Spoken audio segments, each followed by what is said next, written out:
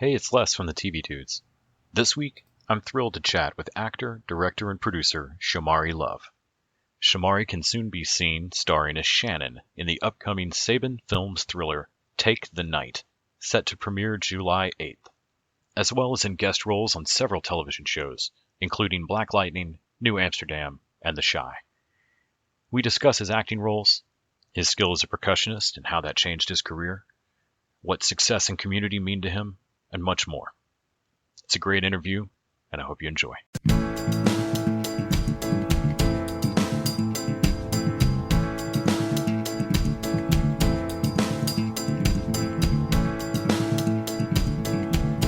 Hey, Shomari, thanks so much for making time today. I really appreciate it. Yeah, of course, man. Thanks for having me. So when I was reading back through your story and doing my research, I'm always excited to learn what got people to really chase something that can feel like a dream. Anything in entertainment can feel really just out there in the stars for a lot of people growing up. And I always think it's got to be kind of a scary moment to decide to go for that. But I know you were making choices about your future from an early age. I mean, you passed up an Air Force Academy scholarship to do something different at one point. And then later on choosing to be an actor. Can you talk a little bit about what it was about acting that really got you so excited that you really had to pivot in your life and go for it? Yeah, man, that's a great question. It's funny because you just brought it back for me. It's real nostalgic. I was actually just with my family the other day, and I drove past one of the bases here in New York, and it just reminded me of that time in high school, when I got that congressional nomination, and I thought I was going to go down that path towards the academy. And, ultimately, I feel like every time something has presented itself to me in life, and every time it presented itself as a challenge, I've always been someone who was willing to take that risk and to do the unknown. It's never something I've been afraid of. In a way, it's kind of like a thrill for me. So when I was in the position I was in, and I decided to try something different, which was entering this industry. I think the only reference that I really had, the only thing that gave me the gumption to go forward with it was this show that I was watching on HBO. And I remember that this show, the main character was a kid from Queens, literally. And although it's television and it's only as real as, we perceive it, I said, if this person can do it, this story seems so relatable, so true. I'm going to give this a shot. Worst case scenario, if I fail, at least I can say I tried, right? Yeah. That's pretty much how I decided to take that step, and how I decided to move forward. I knew that I had a talent. I knew that I wasn't putting it to use as best as I could. And that, ultimately, if I didn't try, it would go to waste. One of the things that I'm sitting here looking at the slideshow on your site of the Black Panther screening and such, but there's a section on your site that I can't believe I don't see more often, and I love seeing it. The Connect section, where you list out just some basic stuff that maybe folks don't know when they're trying to get in. Like, this is what a studio kit looks like. This is a cell phone tripod. You need one. This is what a lav mic is. Like, there's just little things that, I don't know, to me, surfing through it made me feel like this is a bedrock part of who you are as an actor, as a professional, as a person. That there's not a cagey fear of, I might be up against you in a audition someday. I don't want you to know my tricks. Like, there's none of that. And I had an early writing mentor that had told me that, oh no, don't be afraid to tell people your idea for your next thing. That's an amateur move. To think that you got to be cagey about it. So I wanted to ask about giving back like this. Do you feel like there were people early on that helped you kind of get your footing and figure out where you were on set? And is that something that you're trying to pass on, or is it something that you wish you had? Yeah, man. Thank you for noticing that. I found that that's something that's really important to me. My fraternity, we have a motto, which is listing as you climb. and that's something that I stand by. Very early on, actually, one of my fraternity brothers who is in the business in the stunt capacity, he was able to give some advice in terms of, if you're going to go for this, take a class and just understand how the business works. But I didn't really have guidance in terms of what I needed to transition into being an actual professional. And so that's one of the things that, I kind of honed in on as well, is like, listen, as I'm climbing and as I'm learning new things, it doesn't hurt me to share. It doesn't hurt to, make a recommendation to someone who doesn't know what that professional setup looks like, who doesn't know how to package themselves in a way that can get them the audition that they need.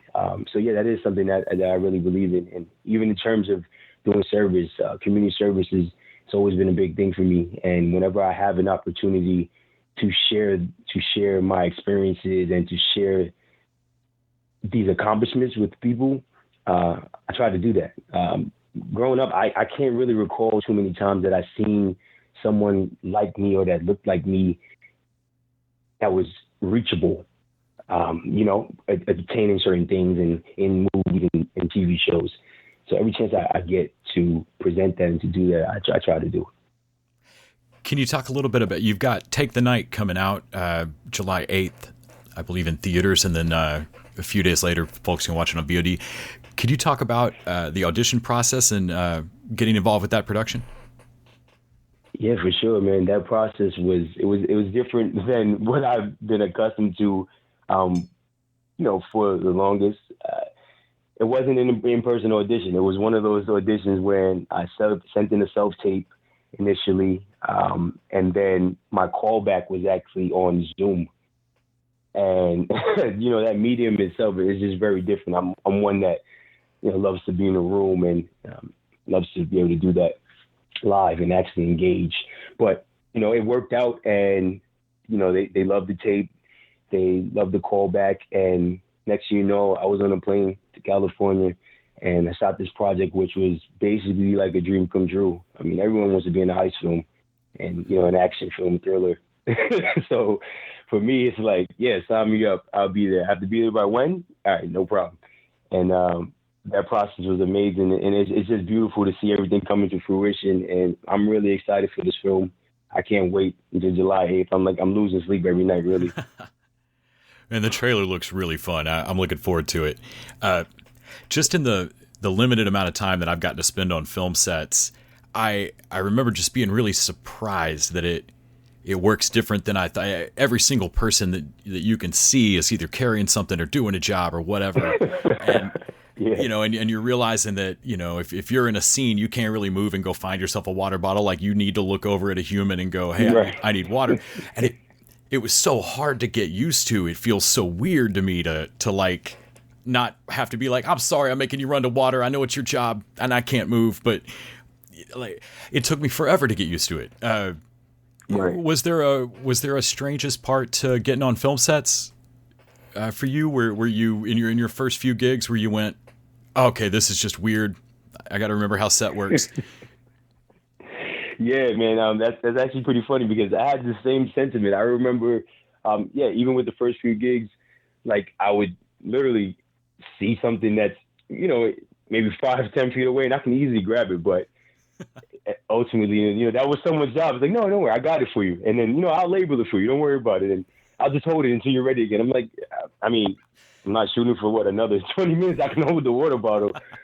But, you ultimately understand that, everyone has a job and everyone literally is there for the same reason, and they want to help see this thing through. And when you kind of just go with the flow and let everyone do their thing, it becomes like a nice, well-oiled machine. It just comes out beautiful, Yeah. I can't really think of many other jobs where you're with, dozens of people for days and they've all got the same goal to get this piece of art done. It's right. It's a really neat combined experience like that. Were there any really bonding moments or a long night of shooting or something where y'all came out of it from Take the Night and all you actors knew each other a little bit better? You're a little bit tighter with the crew now. Yeah, for sure, man. We had nights. I mean, listen, this experience was amazing. I'm blessed to have this experience. I remember we shot certain scenes like in downtown LA at like some really cool locations. And you know those days when you're just on set the entire day, like very little breaks. Our debrief at the end of the night, we were just all so pumped up. I think we had did one of the stunt chases in one of those scenes, and we were all just hanging out, listening to music. Someone had just released an album at the time, and I remember we were just hanging out, listening to music, enjoying each other's company. Then we go hang out, maybe get some drinks or something. You really build that bond when you're spending so much time around people consecutively. It's a great experience. You make great memories. And you've also gotten to direct your short Pulse. Was that an experience you've always wanted to have since getting into the business, or was it a job that, like a lot of jobs on set, you watch somebody else do a thing and go, I'd like to do that? Did you always mean to direct? I think it's a combination of both. I always aspired to try to accomplish some of the feats that people that I look up to have, right? So we have the directors that are all-time greats. It's like, you know what? I want to try that. Even like Denzel Washington. Denzel Washington at some point has directed and starred in projects. So, it's always something that I wanted to do. And then the opportunity naturally came along also. And then it was like, I'm not going to turn it down. Like I told you, right? I embrace challenges. Yeah. So you know what? We're going to try this. We're going to make this happen. Yeah, it's a little bit like I've always been told, if you've got a task list and there's one of those things that you really don't want to do, put it on the top. You should do it first. Just get it out of the way. Exactly. And kind of that same thing. If I'm looking at a slate of options and one of them makes me wonder if I really, can I do that? That's probably the one I should try to lean into.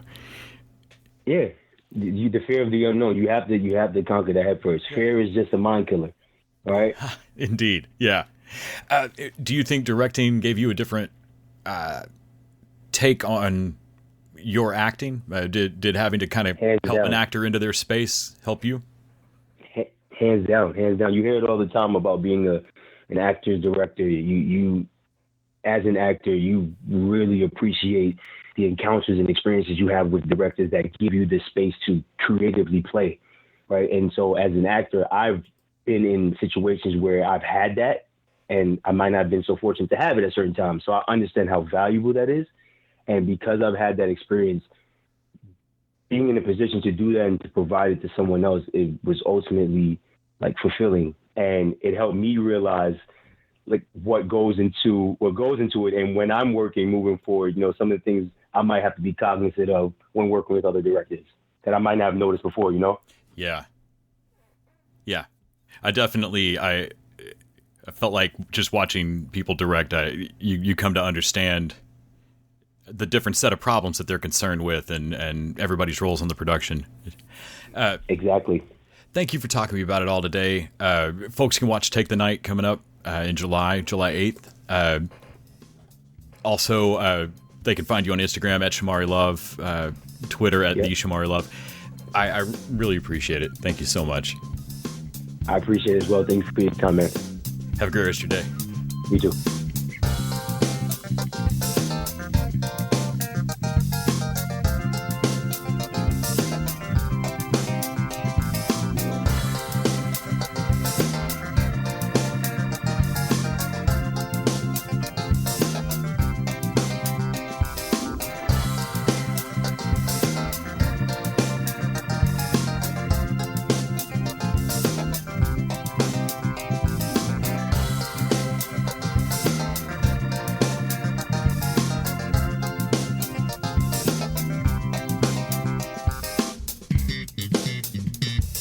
TV Dudes is an independently run podcast out of Austin, Texas. We are exclusively listener supported. If you'd like to help us out, go to patreon.com/tvdudes. You can also find us on Facebook, Twitter, and Instagram at TV Dudes. All the music for our show is done by our friend and original TV Dude, Gregory J. Amani Smith. To find out more about us, go to thetvdudes.com. I'm Randy Lander. I'm Les Weiler. And I'm Kyle Scott. Thanks for listening.